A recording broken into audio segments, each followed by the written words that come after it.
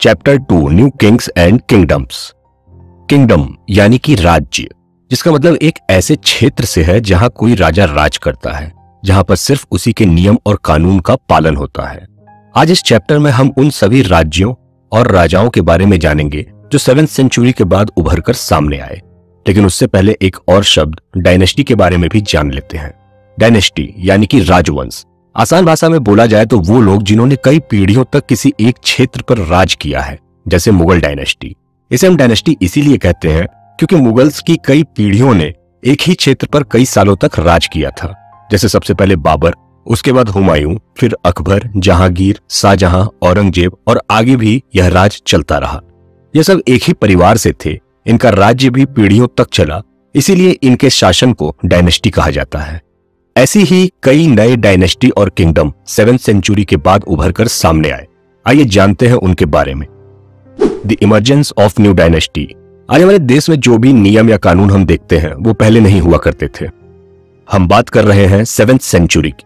उस वक्त अलग अलग क्षेत्रों के अपने अलग राजा हुआ करते थे जो अपने नियम खुद बनाते थे, जिनका पालन वहां के आम लोगों को करना पड़ता था। इन सब में राजा की मदद वहां के लैंडलॉर्ड्स यानी कि जमींदार और वॉरियर चीफ यानी कि योद्धा प्रमुख या सेनापति करते थे, जिन्हें राजा सामंत या सबऑर्डिनेट भी कहकर बुलाते थे। और साथ ही राजा उनसे गिफ्ट लाने की, दरबार में उपस्थित रहने की और मिलिट्री सपोर्ट की अपेक्षा भी रखते थे। जैसे जैसे समय बीतता गया, इन सामंतों के पास शक्ति और धन दोनों बढ़ता गया और यह अपने आप को ही महासामंत और महामंडलेश्वर कहकर संबोधित करने लगे।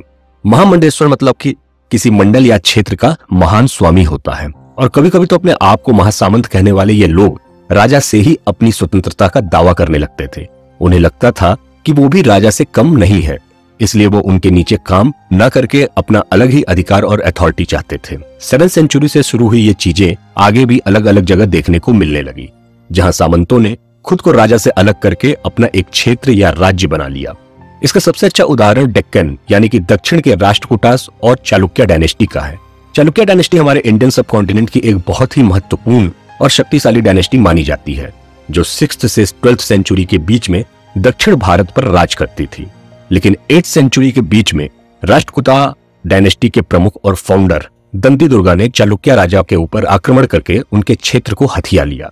दंती दुर्गा पहले चालुक्य का सबऑर्डिनेट यानी कि सामंत हुआ करता था, लेकिन उसे भारत के दक्षिणी भाग का राजा बनना था। इसीलिए वो चालुक्य के राज को हटाकर खुद राज करने लगा। राजा बनने से पहले दंती दुर्गा ने ब्राह्मणों की मदद से एक रिचुअल यानी कि रस्म भी करवाया था, जिसे हिरण्यगर्भ कहा जाता है। इंग्लिश में गोल्डन वॉम्ब और हिंदी में स्वर्ण कोख भी कहते हैं। वॉम्ब यानी कि कोख, जहां पर बच्चा पैदा होने से पहले 9 महीने रहता है।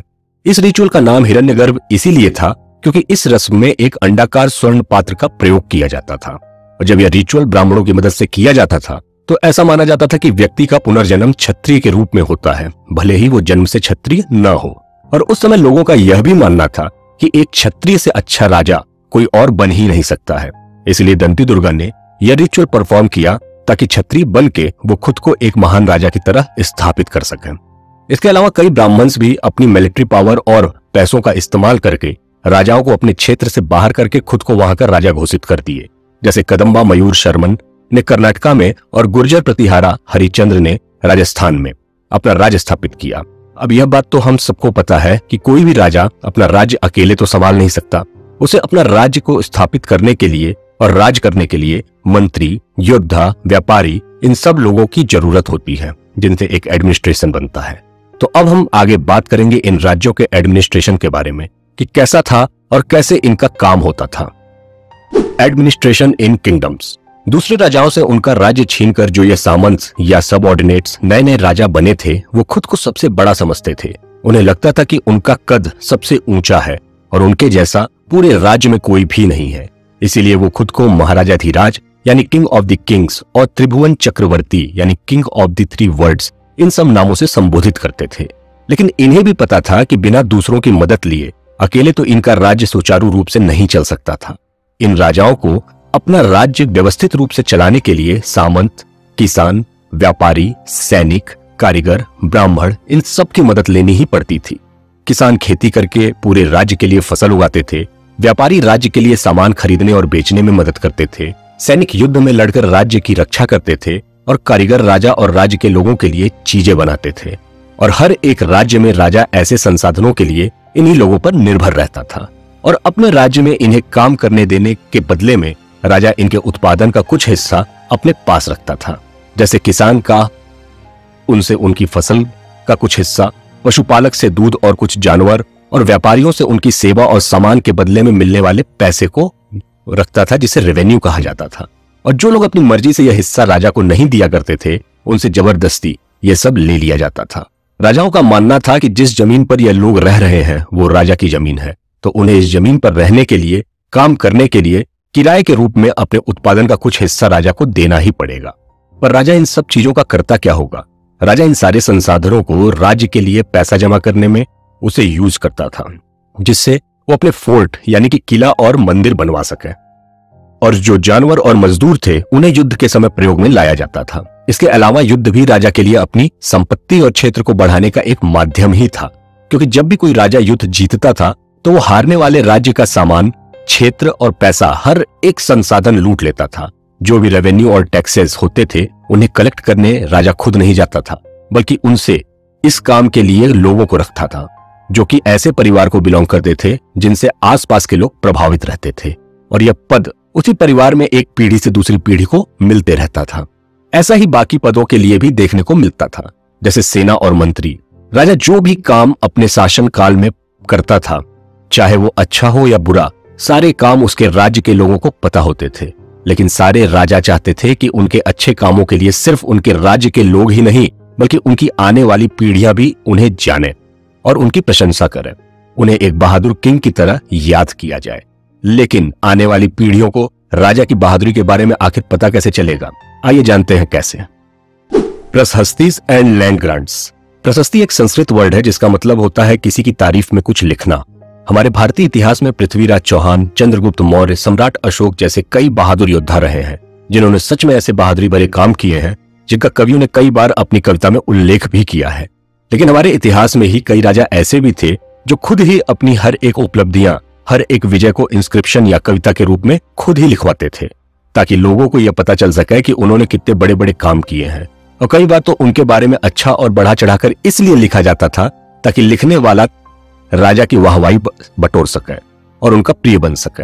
किसी भी राजा की तारीफ में लिखी गई इन बातों को ही प्रशस्ति कहा जाता है। यहाँ पर यह कहना गलत नहीं होगा कि प्रशस्तियों में राजा के बारे में ऐसे विवरण दिए जाते थे जो ज्यादातर सत्य नहीं होते थे और अतिशयोक्ति अलंकार के साथ लिखे जाते थे। इन प्रशस्ति को अक्सर उन ब्राह्मणों से लिखवाया जाता था जो राजा की मदद उनके एडमिनिस्ट्रेशन में किया करते थे, जिसके बदले में राजा उन्हें उपहार के तौर पर जमीनें दिया करते थे। इन जमीनों का रिकॉर्ड रखने के लिए जमीन के सारे डिटेल्स को कॉपर के प्लेट पर लिखा जाता था और सारी प्लेट्स को एक मेटल के रिंग से बांध दिया जाता था। यह प्लेट्स छोटी छोटी थी और रिंग में बंधी किसी चाबी के गुच्छे जैसी लगती थी। फिर इन्हें ऑथेंटिक और अप्रूव दिखने के लिए इन पर राजा की सील भी लगाई जाती थी, जो इस बात का प्रमाण होता था कि यह इंस्क्रिप्शन बिल्कुल सही है। इन प्रशस्ति को ब्राह्मण से लिखवाने के पीछे एक बहुत ही महत्वपूर्ण कारण यह था कि उस दौर में संस्कृत भाषा का काफी बोलबाला था और ब्राह्मण संस्कृत अच्छे से जानते थे। लेकिन हर बार राजाओं के बारे में लिखी गई हर एक बात प्रशस्ति नहीं होती थी। ध्यान रहे, प्रशस्ति में राजा की सिर्फ तारीफ ही लिखी जाती थी, जैसे उनके बहादुरी, उनके वफादारी, उनके राज्य को अच्छे से चलाने के किस्से लिखे जाते थे। लेकिन कई रिकॉर्ड्स ऐसे भी मिले हैं जहां पर किसी राजा के बारे में कविता तो है लेकिन उसके तारीफ में नहीं बल्कि उसके विरोध में लिखी गई है, जिनसे यह बात भी पता चलती है कि जरूरी नहीं कि लिखने वाले को राजा की हर एक बात पसंद ही आए। ऐसी ही एक संस्कृत कविता कल्हाना नाम के एक लेखक ने उन राजाओं के बारे में लिखी थी जिन्होंने कश्मीर में राज किया था, जो साफ इस बात की ओर इशारा करती है कि इन राजाओं और इनकी नीतियों में कई सारी कमियां थीं। अच्छा, क्या आप बता सकते हैं कि वे एक अच्छे राजा में क्या क्या गुण होने चाहिए और क्यों हम कुछ राजाओं को बुरा मानते हैं? आइए जानते हैं क्यों। Warfare for wealth. आप सभी को पता है कि पहले के टाइम में लड़ाइयां लड़ी जाती थीं। एक राजा की सेना दूसरे राजा की सेना से लड़ती थी और बाद में जो भी जीतता था वो हारने वाले राजा के राज्य को अपने कब्जे में ले लेता था।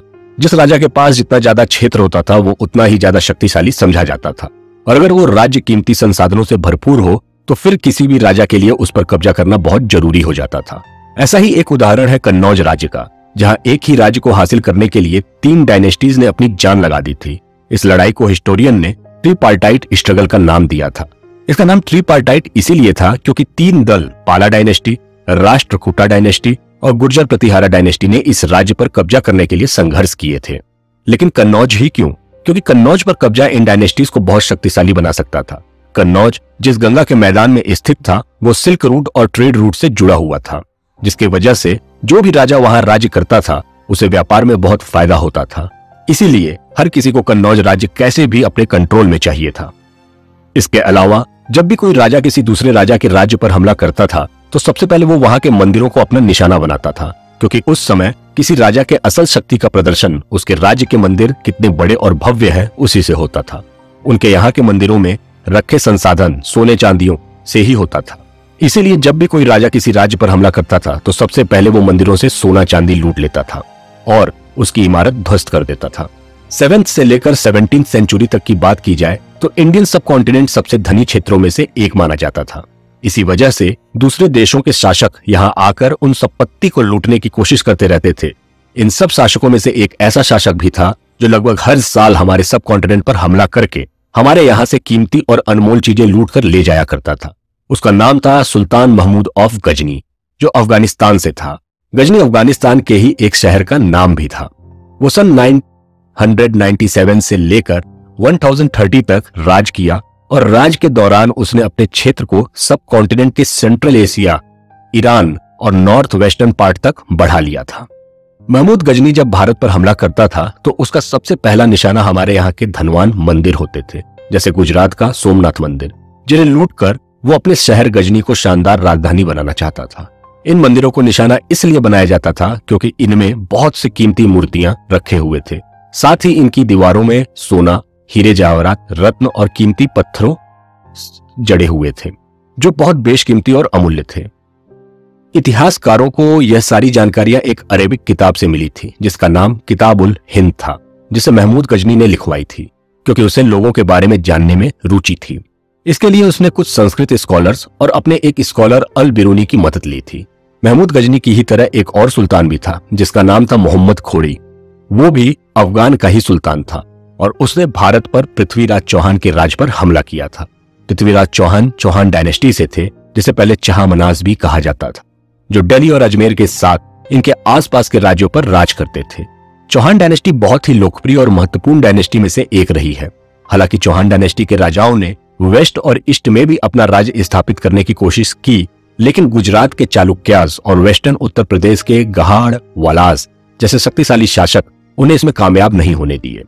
चहामनाज डायनेस्टी में सबसे लोकप्रिय और आखिरी राजा थे पृथ्वीराज तृतीय, जिन्होंने सन 1168 से लेकर 1192 तक राज किया। उन्होंने ही सन 1191 में मोहम्मद घोरी को बैटल ऑफ तेहराइन में हराया था, लेकिन दूसरे ही साल सन 1192 में इन दोनों के बीच एक और युद्ध हुआ जिसमें सुल्तान मोहम्मद घोरी ने पृथ्वीराज को हरा दिया था। जैसे महमूद गजनी गजनी का रूलर था, वैसे ही मोहम्मद घोरी घोर का रूलर था। गजनी की तरह ही घोर भी अफगानिस्तान का ही पार्ट है और इसीलिए इन दोनों के नाम के साथ सुल्तान वर्ड यूज किया करते हैं, क्योंकि राजा को अरबिक भाषा में सुल्तान कहा जाता है।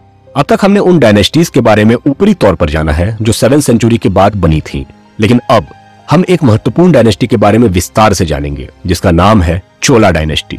आइए जानते हैं। A closer look the Cholas from Uraiyur to Thanjavur. Chola dynasty के पहले राजा और फाउंडर का नाम विजयालया था, जो उरैयर के चोला वंश से थे, जो 9th सेंचुरी में मुत्तरयार से लड़ाई करके कावेरी डेल्टा अपने कब्जे में ले लिए थे। मुत्तरयार कांचीपुरम के पल्लवा किंग के सबऑर्डिनेट थे और कावेरी डेल्टा में राज करते थे, लेकिन चोला डायनेस्टी के राजा विजयालया के आने के बाद मुत्तरयार राज खत्म हो गया। उरैयूर और थंजवुर ये दोनों जगह चोला डायनेस्टी की शुरुआत के लिए काफी महत्वपूर्ण साबित हुए। उरैयूर वो जगह थी जहां से विजयालया बिलोंग करते थे, यानी चोला फैमिली के ओरिजिन की बात की जाए तो वो उरैयूर ही था, और थंजवुर उस शहर का नाम था जिसे विजयालया ने कावेरी डेल्टा पर कब्जा करने के बाद बनाया था। आज की बात करें तो थंजवुर डिस्ट्रिक्ट तमिलनाडु में स्थित है और वहां एक लोकप्रिय देवी मां निसुम्भसूदनी का मंदिर भी है जिसे राजा विजयालया ने बनवाया था, और यहीं से चोला साम्राज्य की शुरुआत हुई थी। राजा विजयालया के बाद उनकी आगे आने वाली पीढ़ियों ने उनके साम्राज्य को और आगे बढ़ाया और आसपास के राज्यों को भी अपने कब्जे में ले लिया। राजा विजयालया के बाद चोला डायनेस्टी के सबसे शक्तिशाली शासक राजा राजा वन को माना जाता है, जो सन 985 में राजा बने थे। राजा राजा वन ने आसपास के राज्य जैसे पांड्यान और पल्लवास के प्रदेशों को नॉर्थ से लेकर साउथ तक अपने शासन को फैलाया। चोला डायनेस्टी का प्रमुख विकास भी राजा राजावन के शासनकाल में ही हुआ और जो भी एडमिनिस्ट्रेटिव पॉलिसीज उन्होंने बनवाई थी उसे उनके बेटे राजेंद्र वन ने आगे बढ़ाया और अपने साम्राज्य को नेवी की मदद से श्रीलंका, गंगा वैली और साउथ ईस्ट एशिया के कई देशों तक फैलाया। राजा राजावन और राजेंद्र वन के राज में वहां की स्पेशलिटी थी वहां के मंदिर, जिनके स्ट्रक्चर, आर्किटेक्चर और स्कल्पचर बहुत ही विस्तृत और सुंदर थे और आज भी शानदार लगते हैं। तो चलिए हम इस पीरियड के आर्किटेक्चर और स्कल्पचर के बारे में थोड़ा जानते हैं। Splendid temples and bronze sculptures. अगर आपने कभी साउथ इंडिया के मंदिरों पर गौर किया होगा तो आपको वहां के मंदिरों में एक यूनिक आर्किटेक्चर दिखाई दिया होगा। आर्किटेक्चर का मतलब किसी बिल्डिंग का डिजाइन होता है। एक्चुअली साउथ इंडिया के ज्यादातर मंदिरों में द्रविडियन आर्किटेक्चर देखने को मिलता है। द्रविडियन आर्किटेक्चर वैसे तो पल्लवाज ने शुरू किया था, लेकिन इसमें चोला राजाओं का भी काफी योगदान रहा है। द्रविडियन मंदिरों का एक यूनिक स्ट्रक्चर होता है जिसमें मंदिर के आसपास एक बाउंड्री वॉल होती है और इस बाउंड्री वॉल के एक तरफ मंदिर का मेन एंट्रेंस यानी कि मेन गेट होता है, जो बहुत बड़ा और खूबसूरती के साथ डिजाइन किया गया होता है। इसी एंट्रेंस गेट को गोपुरम कहते हैं। चोला पीरियड के मंदिरों में भी कुछ इसी तरह का आर्किटेक्चर देखने को मिलता है। इस काल के सबसे लोकप्रिय मंदिर थंजवुर और गंगई कोंडा चोलापुरम में स्थित है। इन मंदिरों में काम करने वाले पुजारी, सफाई कर्मचारी, गीतकार, नर्तक, खाना बनाने वालों के लिए अनाज मंदिर के ही परिसर और उसके आसपास की जमीनों में उगाया जाता था। यानी कि एक पूजा स्थल होने के साथ साथ यह मंदिर उन सब लोगों के लिए उनकी रोजमर्रा का जीवन जीने का एक सोर्स भी था। इसी के साथ इन मंदिरों में लोग अलग अलग गतिविधियों में भी भाग लेते थे, जैसे क्राफ्ट मेकिंग यानी कि हस्तकला का सामान, मूर्तिकारी, जिन्हें बेचकर मंदिर के आसपास रहने वाले लोगों का घर चलता था। इसमें वो लोग मूर्ति, आभूषण, तस्वीर ये सब बनाते थे, जिसमें अलग अलग देवी देवताओं और उनके भक्तों की ब्रॉन्ज से बनी तस्वीर और मूर्तियां शामिल होती थीं, जिनमें से ब्रॉन्ज से बनने वाली तस्वीरें काफी विशेष होती थीं, जो पूरे विश्व में सबसे बेहतरीन और प्रख्यात मानी जाती थीं। जिसका मुख्य कारण था इन तस्वीरों और मूर्तियों का विस्तृत ब्यौरा यानी कि डिटेलिंग। चोला ब्रांच से भी जो भी मूर्तियां बनाई जाती थी उन देवी देवताओं के चेहरे के एक्सप्रेशंस और ओवरऑल डिटेलिंग बहुत ही बारीकी से की जाती थी, जिसकी वजह से ये बहुत ही सुंदर और असली लगते थे। चोला डायनेस्टी को डिटेल में पढ़ने का रीजन यही है कि इस डायनेस्टी के रूलिंग पीरियड में कई ऐसे डेवलपमेंट हुए जिसने इस डायनेस्टी के शासक की उपलब्धियों को ऐतिहासिक बना दिया। आइए ऐसे ही और उपलब्धियों के बारे में जानते हैं। Agriculture and irrigation. Chola dynasty में एग्रीकल्चर की भूमिका को जानने से पहले हम एक बार इरिगेशन वर्ड को अच्छी तरह से समझ लेते हैं। इरिगेशन का मतलब होता है सिंचाई करना। आप लोगों को तो पता ही है कि पेड़ पौधे या फसल के लिए पानी कितना जरूरी होता है। इसके बिना उनके अस्तित्व की कल्पना ही नहीं की जा सकती है। अब फसल उगाने के लिए पानी या तो बारिश से मिल सकता है या फिर किसान किसी और तरीके से खेतों तक पानी लाते हैं, लेकिन हमारे यहाँ बारिश का मौसम सिर्फ कुछ ही महीनों का होता है।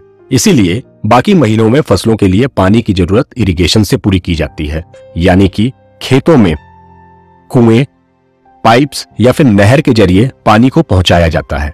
एग्रीकल्चर का अस्तित्व तमिलनाडु में चोला डायनेस्टी के आने से पहले भी था, लेकिन चोला साम्राज्य में इस फील्ड में प्रमुख विकास देखने को मिला, जिसका प्रमुख कारण था कावेरी नदी के पानी का अलग अलग चैनल्स यानी कि रास्तों से गुजरना, जो मेनली कावेरी नदी से निकलते थे और बे ऑफ बंगाल में जाकर मिलते थे। चैनल्स के ज्यादा चौड़े न होने की वजह से अक्सर इन चैनल्स में वाटर लेवल बढ़ जाया करता था, जिसकी वजह से चैनल का पानी ओवरफ्लो हो जाता था। अब क्योंकि चैनल की तुलना में नदी ज्यादा चौड़ी होती है, इसीलिए नदी से पानी आसानी से ओवरफ्लो नहीं हो सकता था। लेकिन चैनल में वाटर लेवल्स में थोड़े से चेंजेस आने से पानी चैनल से बाहर आने लगते थे। अब इन चैनल्स के आसपास काफी खाली लैंड थी जहां पर पानी ओवरफ्लो होकर जाता था। पानी के साथ साथ जो नदी के किनारे की न्यूट्रिएंट से भरी मिट्टी भी बहकर जमीन पर आ जाती थी और इसी फर्टाइल यानी कि उपजाऊ मिट्टी के खेतों पर जमा होने की वजह से वो खेत खेती के लिए आदर्श बन जाते थे। और साथ ही चैनल से बहकर आया हुआ पानी इरिगेशन का भी काम कर देता था, जो फसल के लिए बहुत जरूरी होता था। आप कभी चावल की खेती होते हुए देखे होंगे जिसमें बहुत ज्यादा पानी की जरूरत पड़ती है, जिसके लिए खेतों में पानी भरा जाता है, क्योंकि चावल इसी कंडीशन में सबसे अच्छी तरह से उगाया जाता है। इसीलिए तमिलनाडु के भी इन्हीं क्षेत्रों में चावल की खेती बड़े पैमाने में किया जाता था। 5th या 6th सेंचुरी के आसपास समय के साथ साथ जनसंख्या बढ़ी, फसलों की मांग बढ़ी, विकास हुआ और खेती के लिए जंगल काटा जाने लगा। नए नए कैनाल्स यानी कि नहरें बनाई जाने लगी ताकि नदी के पानी को इनके जरिए बहाकर खेतों तक पहुंचाया जा सके। नहरों के अलावा सिंचाई की जरूरत को पूरा करने के लिए अलग अलग जगह कुएं भी बनाए गए। कहीं कहीं पर बरसात के पानी को इकट्ठा करने के लिए टैंक्स का भी निर्माण करवाया गया। और इसी के साथ शुरुआत हुई चोला डायनेस्टी के एग्रीकल्चरल डेवलपमेंट की। हालांकि सुनने में यह जितना आसान लग रहा है यह उतना था नहीं, क्योंकि इतने मेजर डेवलपमेंट के साथ कई मेजर चेंजेस भी आते हैं जिसे मैनेज करने के लिए एफिशिएंट लोग चाहिए होते हैं, और वो एफिशिएंट लोग थे चोला डायनेस्टी के एडमिनिस्ट्रेटर। आइए चोला डायनेस्टी के एडमिनिस्ट्रेशन के बारे में समझते हैं। Administration in the empire. जब हम किसी भी डायनेस्टी के बारे में स्टडी करते हैं तो उसके डेवलपमेंट के बारे में हम हमेशा एक क्रोनोकोलॉजिकल ऑर्डर में पढ़ते हैं, यानी पहले क्या हुआ, उसके बाद क्या हुआ और फिर उसके बाद क्या हुआ। इस तरह तो अब तक हमने जो बातें चोला डायनेस्टी के बारे में पढ़ी हैं वो सारी गतिविधियां इसी क्रम में हुई थी, जिस क्रम में हमने उसे अब तक पढ़ा है। जैसे पहले चोला शासकों ने मुत्तरयार से कावेरी डेल्टा छीना, फिर उन्होंने अपने राज्य को और बढ़ाया, फिर मंदिर बनवाए, उसके बाद वहां पर क्राफ्ट और स्कल्पचर्स बनवाए, फिर एग्रीकल्चरल डेवलपमेंट किया और उसके बाद किया एडमिनिस्ट्रेशन स्थापित। भले ही ये सारी चीजें अलग अलग सालों में हुई हो, लेकिन फिर भी ये सब आपस में एक दूसरे से कनेक्टेड है। आइए जानते हैं कैसे। अगर हम चोला डायनेस्टी के एग्रीकल्चरल डेवलपमेंट की बात करें तो यह मुख्य रूप से इस डायनेस्टी की जगह कावेरी डेल्टा की वजह से शुरू हुआ। अगर चोला शासक कावेरी डेल्टा में नहीं आए होते तो यह एग्रीकल्चरल डेवलपमेंट उनके डायनेस्टी का हिस्सा नहीं होता। इसी तरह से अगर हम एडमिनिस्ट्रेशन की बात करें तो यह एग्रीकल्चरल डेवलपमेंट से कनेक्टेड था। एग्रीकल्चरल डेवलपमेंट की वजह से खेती करने वाले जो किसान थे उनके आर्थिक स्थिति में भी सुधार होने लगा और यह समृद्ध हो गए। किसान जहां रहते थे उनके गांवों को उर कहा जाता था, और इन छोटे गांवों जिन्हें उर कहा जाता था उनके समूह को नाडू कहा जाता था। द्रविडियन लैंग्वेज में नाडू शब्द का मतलब भूमि होता है।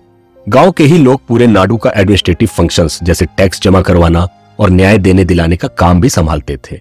लेकिन फिर भी वेलाला जाति के जो अमीर किसानों का नाडू पर काफी नियंत्रण रहता था, क्योंकि इन्हें चोला अंपायर में श्रेष्ठ जाति का माना जाता था, और राजा इनमें से कुछ अमीर जमींदारों को अपने राज्य का अहम सदस्य भी बनाते थे, जिन्हें मूवेंडवेलन और अरैयार यानी कि चीफ जैसे खिताब से जाना जाता था। जिससे यह साफ पता चलता है कि वेलाला जाति के अमीर किसानों की चोला एडमिनिस्ट्रेशन में काफी हाई पोजीशन थी। वेलन एक तमिल शब्द है जिसका मतलब किसान होता है, और मूवेंडवेलन का मतलब था वो किसान जो 3 राजाओं के लिए काम करते थे। यह खिताब आमतौर पर वहां के हाई रैंक मिलिट्री ऑफिसर्स को दिया जाता था। जिस तरह किसानों का एक समूह बना था उसी तरह ब्राह्मणों का भी एक समूह था। जैसे पहले हमने आपको बताया था कि किस तरह प्रशस्ति लिखने पर ब्राह्मणों को राजा द्वारा लैंड ग्रांट यानी कि भूमि अनुदान किया जाता था।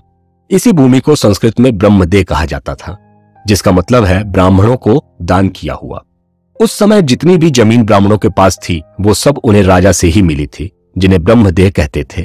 इन जमीनों पर प्रभावी ढंग से एडमिनिस्ट्रेशन चलाने के लिए कुछ हाई स्टेटस वाले ब्राह्मणों ने अपने एक अलग समूह बनाए थे जिसे सभा कहा जाता था, और यही सभा ब्रह्मदेह से जुड़े सभी महत्वपूर्ण निर्णय लेती थी, जिन्हें इंस्क्रिप्शन के फॉर्म में मंदिरों पर, स्टोन पर और अलग अलग जगह लिख दिया जाता था। सभा में अलग अलग कामों के लिए कमिटीज भी बनाई जाती थी ताकि सारे काम अच्छे से हो सके। जैसे मंदिरों का काम संभालने के लिए अलग लोग थे और खेती का काम संभालने के लिए अलग। इसी वजह से ब्राह्मण्स एफिशिएंटली काम कर पाते थे, और किसी पर्टिकुलर कमिटी का सदस्य कौन होगा यह तय करने के लिए सभी उम्मीदवारों के नाम पाम लीव्स यानी कि ताड़ के पत्तों पर लिखे जाते थे, और फिर किसी बच्चे से उनमें से किसी एक पत्ते को उठवाया जाता था ताकि इस निर्णय पर कभी किसी को कोई आपत्ति ना हो। लेकिन किसी सभा का सदस्य बनना आसान नहीं था, क्योंकि उसके लिए उम्मीदवारों के पास कुछ योग्यता होनी चाहिए थी। जैसे उम्मीदवार के पास अपनी जमीन होनी चाहिए, वो ईमानदार होना चाहिए, उसे एडमिनिस्ट्रेटिव मैटर के साथ साथ वेदों की भी अच्छी जानकारी होनी चाहिए, उसकी उम्र 35 से 70 साल के बीच की होनी चाहिए। साथ ही अगर कोई उम्मीदवार आखिरी 3 साल में अगर किसी कमेटी में सदस्य रह चुका है तो वो किसी और कमेटी का सदस्य बनने के लिए चुनाव में भाग नहीं ले सकता है। सभा के ऑर्गेनाइजेशन के बारे में ये सारी बातें तमिलनाडु के चिंगलपुट डिस्ट्रिक्ट के उत्तरामेरूर में मिले इंस्क्रिप्शन से पता चलती हैं। किसान और ब्राह्मणों की तरह ही व्यापारियों का भी अपना एक अलग समूह था जिसे नगरम नाम से जाना जाता था, जो लोग शहर के एडमिनिस्ट्रेशन को संभालते थे। तो यहाँ हमारा सेकंड चैप्टर खत्म होता है। हमें उम्मीद है कि आपको नए किंग्स और किंगडम्स के बारे में सारी बातें समझ में आई होंगी। अगले चैप्टर में हम जानेंगे दिल्ली के सुल्तान्स के बारे में। धन्यवाद और नमस्कार।